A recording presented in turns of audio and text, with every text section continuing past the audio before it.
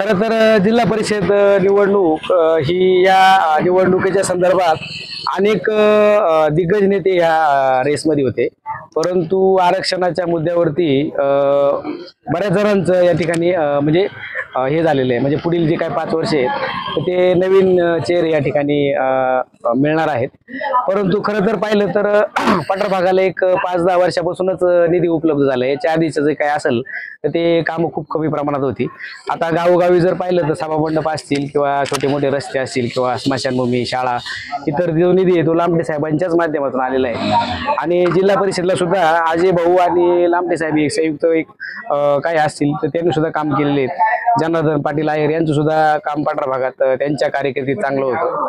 परंतु आरक्षणाच्या मुद्द्यावरती नवीन चेहरे जे कोणी असतील तर ते लामटे साहेब जो काही चेहरा पठार भागातून देतील तर पंचायत समिती असेल किंवा जिल्हा परिषद तर त्याला सपोर्ट आणि सहकार्य हे नेहमीच राहील। कारण आमदार साहेबांचं पठार भागाच्या बाबतीत काम चांगलं आहे। जनता दरबारात सुद्धा बऱ्याच गोष्टी पठार भागातून जे काही पर्सनली काम असतील ते सोडवले जातात। लामटे साहेबांनी जरी खालच्या पातळीवर काही विरोधक टीका करत असतील परंतु त्यांचं कामातून उत्तर साहेबांनी दिलेलं आहे। प्रत्यक्ष कुठली पत्रकार परिषद न घेता परंतु साहेब हे कामातूनच उत्तर देतात।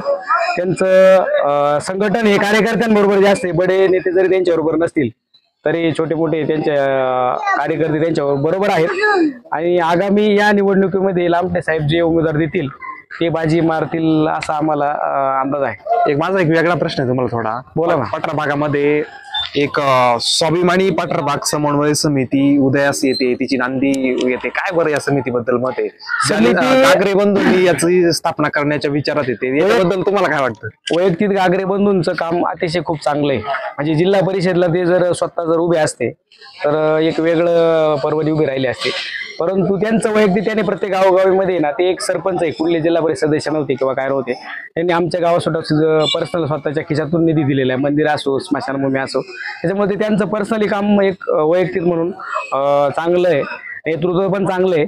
परंतु आता आरक्षणाच्या मुद्द्यावरती नवीन कोणी चेहरा असेल तर त्याला एवढं पाठबळ मिळेल म्हणून असं मला वाटत नाही। बरं, लामटे साहेबांवर सडकून टीका होती, त्यांनी शेतकऱ्याला मारला असं म्हणतात, त्याबद्दल काय म्हणायचं? त्याबद्दल प्रॉपरली ऍक्च्युली म्हणजे साहेबांच्या विरोधात कोणाकडे व्हिडिओ पुरावा असा मिळाला नाही। साहेबांनी जरी मारला असेल किंवा काय झालं असेल, काय धक्काबुक्की वगैरे काय झाली असेल तर साहेब एक आमदार आहेत, ते उच्च शिक्षित डॉक्टर या त्यांची डिग्री आहे, अतिशय उच्च शिक्षित त्यांचं हे आहे आणि समन्वय साधण्यासाठी त्यांच्याबरोबर जर आरेरावीची भाषा समोरच्यानी किंवा बऱ्याच जणांचं मत आहे की ते सदर व्यक्ती काहीतरी काही पिलेले होते, काय असेल काहीतरी बराच संभ्रम निर्माण होते। त्यामुळे ऍक्च्युली त्याच्यामध्ये जर तथ्य काही जर असेल नसेल तर साहेबांचं काम पठार भागात तरी चांगलं आहे। लिंगदेवमध्ये आपण प्रत्यक्षात नव्हतो त्यामुळे त्या ठिकाणी कृत्य काय झाले हे आपल्यालाही माहित नाही, परंतु साहेब व्यक्तिशः साहेबांचं काम कार्यसम्राट म्हणून भरपूर निधी आणलाय आणि पुढे सुद्धा ते निधी आणतील आणि आपल्याला पठार भागाला चांगला न्याय देतील। त्यामुळे आपला परिचय?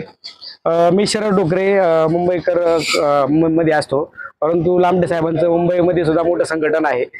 कल्याण, डोंबिवली असेल किंवा घाटकोपर असेल, इतर त्यावेळी सुद्धा जेव्हा विधानसभेची निवडणूक झाली तेव्हा डोंबिवलीला आपल्या पठार भागातील संगमनेर अकोल्याची मोठी उपस्थिती त्या ठिकाणी होती आणि चांगल्या लोकांचा कौल साहेबांबरोबर आहे।